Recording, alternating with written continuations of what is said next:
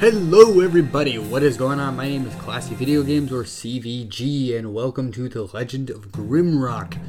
This game was brought to my attention by my friend GreenRaven22, and it was brought to my attention as something I should purchase by Splattercat Gaming, both of which I suggest you check out. Splattercat Gaming, of course, is a larger channel, and then GreenRaven22, I'll put a link to him in the description because I would like to think he's a pretty good friend of mine.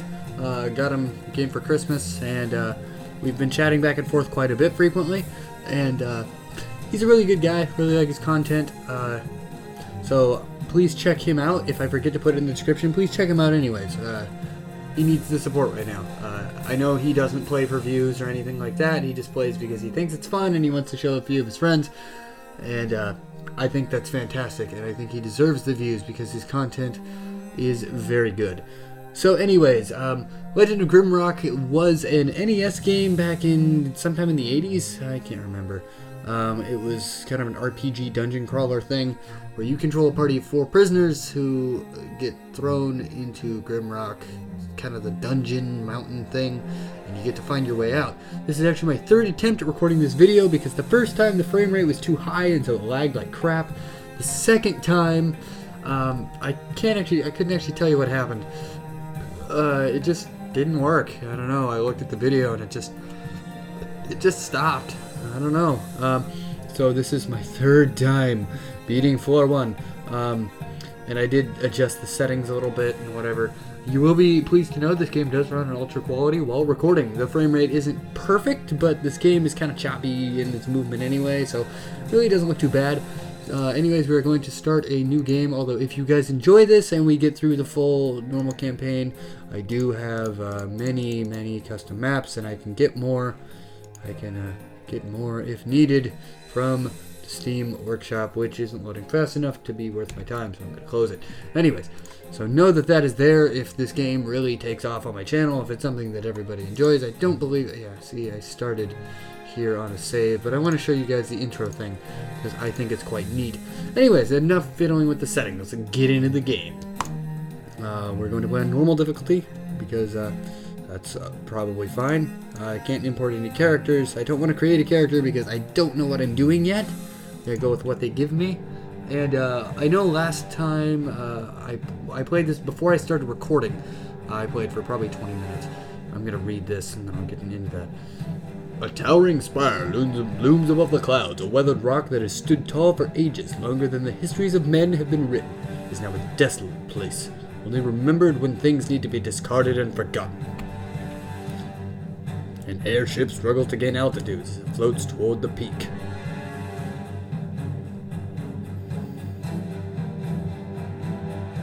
Four prisoners, bound in heavy chains, emerge from the ship. The court accuses them of terrible treasonous deeds, but by the grace of the king, their crimes shall be forgiven atop Mount Grimrock. Okay, so it's a mountain, but there's a dungeon in it. Their final trial is at hand. Numerous prisoners have received their pardons here, yet none have returned to live their life in freedom. They're at the very top of the world, and below them only darkness and justice awaits.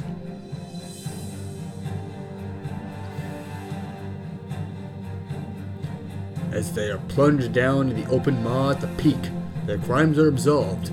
Everyone before them has perished in the guts of the mountain, but will you be able to lead them through the dark into the freedom that awaits them at the base of Mount Grimrock? So, just kind of a first impression, I mean not a first, I guess 3rd impression of this intro cutscene here. The guy, top right of your screen, he has a red cape. He's the one shoving the guy off the cliff. It looks like he's being stabbed, the guy who's falling off the cliff. I know you can't see my cursor and it makes this difficult to explain.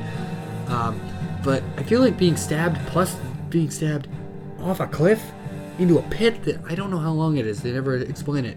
Probably isn't the best thing ever. So good luck to you 4. Also, about the cursor, I can't see it either. So I'm just kind of guessing as to where it is on the screen. It seems to go away as soon as I open up the freaking game. So I'm just gonna kind of guess. I have a general idea for where it is, especially with 1600 by 900 because that was the size of my old computer screen. So I guess it's a size I'm used to. And no, it is not my first time playing Grimrock, so let's look at our characters here really quick. We have Kontar Stone Skull. He's a warrior, a fighter. So he's pretty strong and whatever. He's your general kind of a fighter guy. He's good at athletics, which makes him strong. He's going to be good in armor, so he can wear like really thick, heavy armor. And he's going to be good with swords. And the reason you want to know this kind of stuff starting off is because these characters build very differently. Although we do have two fighters, Mork, our Minotaur friend, is also a fighter. As you can see by his skill points, he's going to be more of a mace guy. So he's going to be more of a, I guess, a heavy hitter, not as much of a defense guy, more of an attack guy. Whereas Kontar is going to be more of our well-rounded kind of fighter. And in the back here we have Yenneca Whitefeather.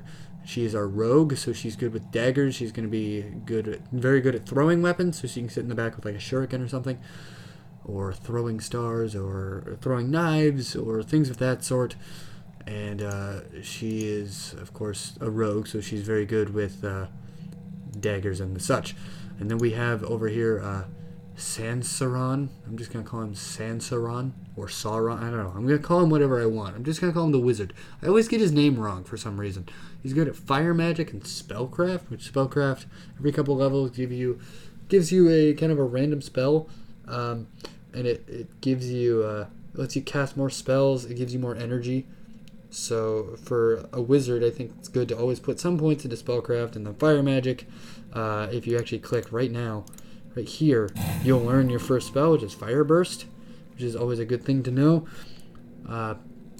After that display, though, we are going to take a quick rest, because resting, if you have full food, which I'll go over right now, we have a food bar. That's how hungry your characters are. If it drops down too low, they won't regenerate health and magicka when they sleep. Yes, the more magicka our mage has, the longer he can be useful in combat. So as you can see, the movement is very grid-based. You move you can kind of see the tiles here. Again, I don't have a cursor, but you can kind of see the tiles shapes here. And you move one tile at a time. Like these rooms are perfect for this. You can see the tile shape here. You can kind of see the size of it. And yeah, so you got to keep that in mind. Also, I've heard this game makes people very motion sick because of the very aggressive turning. So hopefully I don't make you sick. If this kind of stuff makes you sick, then don't watch. I'm sorry. But anyways, I did find a secret on my other two playthroughs that I've done. So we're going to go ahead and make use of that. You press this switch here in the wall. Hopefully you can see it being clicked there, because my mouse doesn't show up. It opens up this terrifying Cthulhu monster statue, which gives us lurker boots, which are good for our rogue, as well as a shuriken, which is a throwing weapon. Again, good for the rogue. So it gives us a couple weapons right off the bat, and it's a good way to start. So let's see what we have going on here. Choose your fate. Perish in the cell or pick up the torch. I'm going to go ahead and pick up the torch, and I'm going to hand it at the moment to our Minotaur friend. Although I could also hand it reasonably to our wizard, because our wizard also at the moment doesn't really have anything that he needs his hands for. I think I am going to give it to the wizard, in fact. And I actually tend to collect a fair amount of torches, because the torches do go out. So it's always good to hold on to a couple torches. And it's always good when you're in these rooms to look around the floor and the ceiling a little bit, because this game is very sneaky. There's a lot of secrets in this game. And I'm sorry you can hear the mouse. The mouse is directly under my microphone. And you use it for clicking on objects in the world. You can use it to rotate the camera. You use it for combat. You right click on somebody's hands and they swing, and it's great. Or with the wizard, you right click on his little hands and he brings up this little menu where you can click on the rune combinations and do things, and it's great. It actually flows a lot better than one would think. So if you come over here, you find a peasant's breeches and a peasant's tunic, which give you 2 armor apiece, and I'm going to give both of those to Condor Stone Skull, our fighter, our kind of main fighter guy. And we're going to give the cudgel to Mork, which is a sentence that I do plan on using quite frequently in life, because giving Mork a cudgel is just a perfect sentence. And the reason we're giving the cudgel to Mork and not to Kontar is if you look at Mork, if I can click on him here, if I can click on it, there we go, you'll see his skills. He has a mace skill, so he is better trained with maces. So probably his next level he'll get the vitality bonus, and within probably 4 or 5 levels he'll be able to get his bash ability, which will make him really start doing some damage. And one thing I do need to focus on is I need to go a little slower than I probably feel like at the moment, having just played this multiple times in a row. And that is because I rushed earlier. I'm going to go ahead and set a torch there, and if you're wondering why I'm setting a torch down, that is because if you look right here, there's another torch I can grab. Torches are like the most frequently spawning resource in the game, so it hurts you none to pick up a torch. Also, there's another torch right here. I always try and grab a good probably 5 spare torches in this first floor. We found a key over here. I like, if you look at the key, it's polished. You can see it kind of shining there, which means somebody obviously came down and cleaned it recently. So either the last adventurer cleaned it to be courteous to me, or there's a janitor down here of some form. There's somebody who comes down here and cleans this crap. And no, I do not claim that joke to be mine. It's from Splattercat. Everybody knows it. I appreciate Splattercat you coming up with that joke. It's quite funny. And I just wanted an excuse to use it because it's a funny joke. It's not my joke. So don't think it's mine. But anyways, we got our key, which I literally just had. Oh, I just used the key. I'm looking for a different key.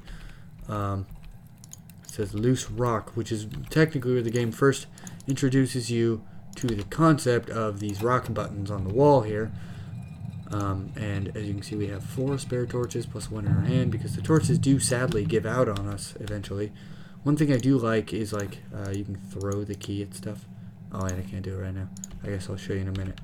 But yeah, I need to take it a little slower than I feel like I need to at the moment, because one of the last times I played, I got myself killed because I was being a little too hasty. I wasn't fighting things. I got myself back in a terrible corner, and it ended poorly, as one might imagine. So we're going to go ahead and fight this snail here.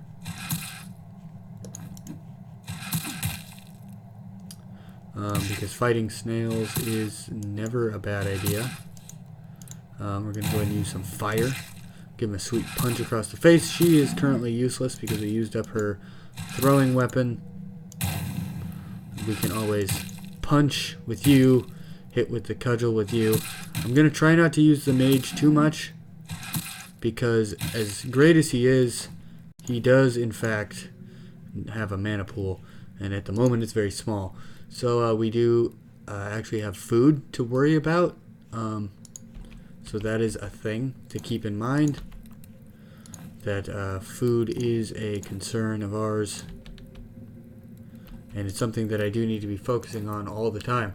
So I just equipped leather pants and leather boots, which will give Kontar some more armor, as well as we're going to give him a knife, because at the moment he does not have a weapon, and as one of our frontline guys, he does in fact need a weapon.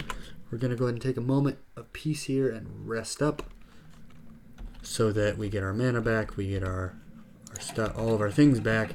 Got a little bit of experience for our party. If you look at them here, we did get some XP. It's always nice to have a little bit of XP with us.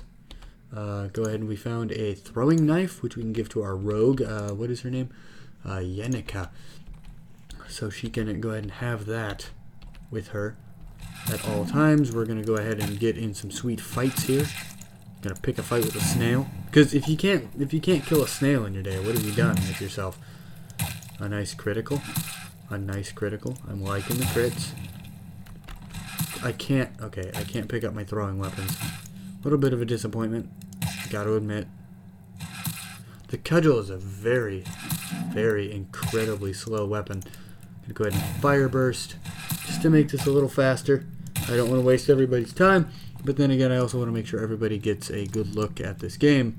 And if you're curious about... Oh, wait, I meant to give the peasant's britches to Mork because he's frontline and he needs the 2 protection as much as anyone. Now, in case you're wondering, this game at the moment, it is currently 12:12 in the morning, December 31st. So, Happy New Year's, everybody. You're probably not going to watch this until after New Year's. It's until the 4th, so you have, by the time you watch this, about 3 days. 4 days, maybe 5, if you watch it the day it's posted, today, the day you're watching this, whenever you post it. Or if you're watching this in the future, then I guess it's past, unless it's still winter. But the winter sale for 2015 ends on June 4th. So, you may want to hurry. My juice cup is out, I found out. It kind of bums me out.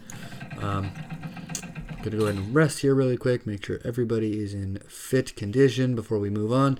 That is something I am going to do quite frequently, because I died earlier and it was bad. Close the pit, something needs to fly. So we could throw a dagger. We just need to throw something. It's really all it's asking. We just need to throw a thing. Grab a key, and then what I like to do, I found, is you can take one of these torches that I've been collecting so many of, because torches are everywhere, and set it on the button, because if you don't, you'll fall down the pit and hurt yourself very, very badly. You don't have to close the door behind you, but it's just a habit I've learned, is close the door behind you. Gonna grab ourselves another torch as like a replacement torch. There's nothing around here, in case you're wondering. Unless I'm wrong. I'm probably wrong. Yeah, I was wrong. What do you know? There's nothing down here. As I walk into a room full of stuff, there is, in fact, stuff down here. We're actually going to give these to you, Mork, because they give you +1 protection. And we're going to give you the loincloth because it gives you more attack power, which is always a bonus. I guess I was thinking of a different doorway that had a similar setup. That was a loop when you walk around the thing. But one thing I did want to show you guys involving the keys is if you throw them but not at the lock. I can't do it on this one. I guess it's the one where you're facing the door. No, you can still do it. Yeah, you can throw it at the door and he'll just like throw it like he's never used a doorway before. And it's kind of funny that he's just really aggressively beating this door with the key. Especially because he is a fighter, so he may or may not be a brute of sorts. So this puzzle is actually super creepy.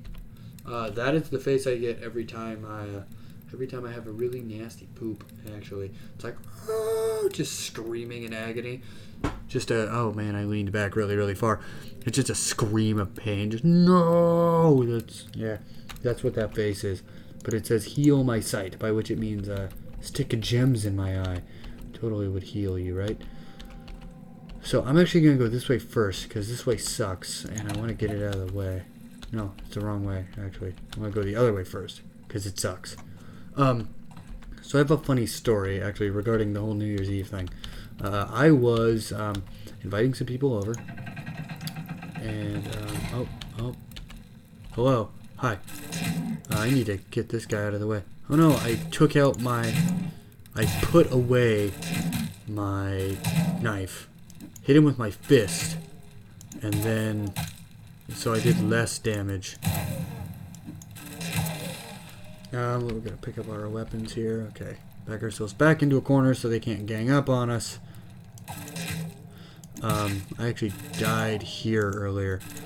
But to finish my story, while we destroyed this guy, I was inviting people over to my New Year's gathering that I'm having, as most people tend to do, have a New Year's gathering of sorts. Oh no. I need to hurry up and kill you, actually, like very much, because our Minotaur friend is about to die.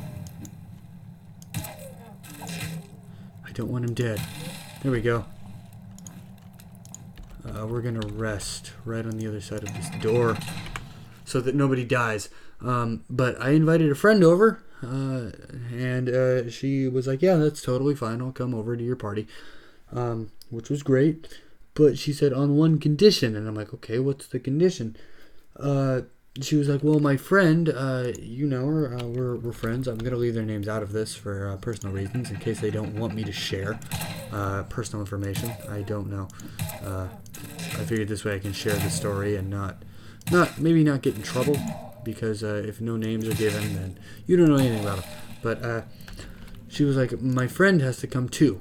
That's kind of our rule. We've decided we are a package deal. So if you bring one of us, you have to bring both of us. And I was fodder cap.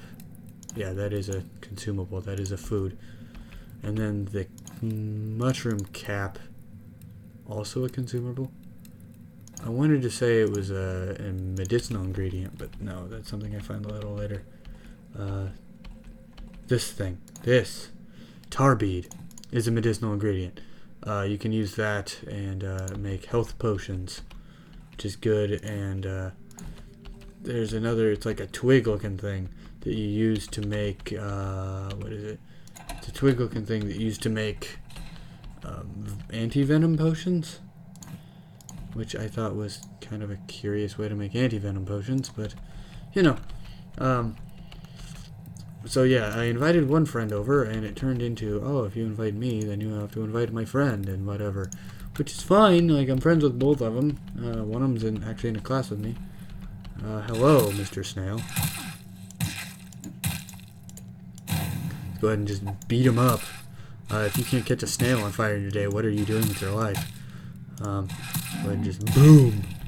Get that sweet 60 XP. I'm actually going out of my way to try to fight everything I can on the first couple floors, because you earn a lot of experience by fighting stuff on the first couple of floors. So it's good for you to fight stuff on the first couple of floors. I would suggest you fight everything you possibly can on the first couple of floors.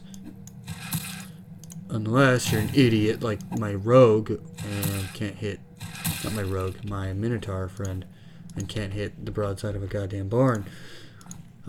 Sorry, Mork, I didn't mean it like that. You're just, oh, a second loincloth. Up. Is that my torch giving out? Fire burst, I actually don't need to pick that up. I already have that.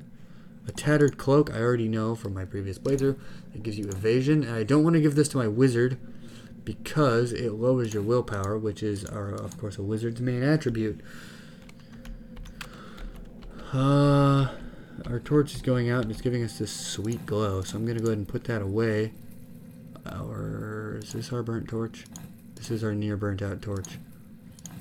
And I'm going to go ahead and re-equip that with something else. I'm just going to drop this torch. I don't want to get it mixed up with something and ruin everything. So I'm just going to put it away. Just so that's not an issue for us in the future. Go ahead and do some sweet ranged. Oh no! You closed the thing on me, you bastard. I was gonna hit him with a sweet first strike fire attack, but I mean, I guess that whole idea was ruined. I'm out of energy. I can't get my throwing weapons back first. I guess, do I have enough energy to do a fire? I do have. That's good. It stinks that my last fire did nothing but hurt my crew. There we go. Can I get my, I'll grab my food, and I'm going to try and redistribute it evenly, because right now you have the bulk of the food. Actually, you all have about 3 food items, so you're actually doing better. I thought it was much more unbalanced than that. This part is where all these extra torches come in handy. Actually, where that other torch will come in handy. I'm going to go grab it and put it here, because this is nailed down pretty solidly. And we have a burning torch that's burning out on us right now, right here, right? So it's this one? No, it's not. Must be this one? Yes. It's this torch. I'm going to put it over here so I don't lose it. But I figure I'll take the torch that's burning out, and I'll make that our way down torch. That way we have nothing but pristine torches with us. And as a matter of fact, in case anyone is worried about it, we can even grab another torch. We don't need this many. We have 5 spares. Plus we just switched out a torch. But we have it in case we want it. And it means we probably shouldn't pick up any more torches for the next while, because it's just dead weight. Now this is a creepy thing to do. I don't know if this would... Oh, hi.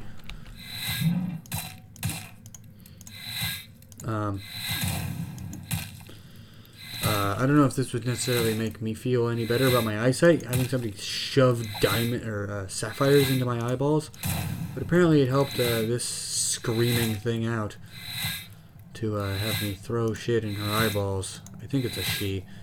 Looks like a she. Here we go. We can go ahead and pick up our stuff here, but yeah, that to me doesn't look like healthy eyes. I'm gonna go ahead and give our main, I guess our main character here.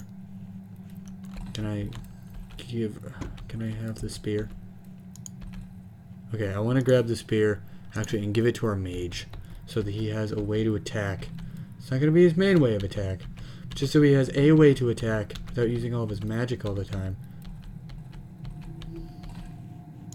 We can click this, and this heals us up.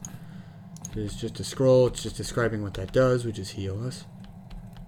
So that's a good thing. The scroll over here describes to us that some puzzles require multiple buttons. And since I've already played this, the buttons are here, in case you're wondering. And there's a secret here, which gives us a wand and a scroll that describes that wands are good on wizards. Again, sorry, kind of killing the mood that I've already played this, this time 3. But I think I'm going to go ahead and end the video here, right at the end of floor 1. Thank you so much for watching. If you enjoyed, please feel free to like, comment, subscribe, share with friends and family. And of course, feel free to leave a comment below.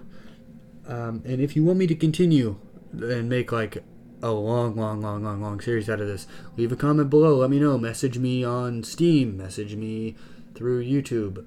I have an email on my account. Just go to my contact information page and hit me up. I'd like to get more feedback from my listeners. Not a whole lot of people really give me feedback. So thank you so much for watching. Hopefully you enjoyed. Stay classy, and I'll see you in the next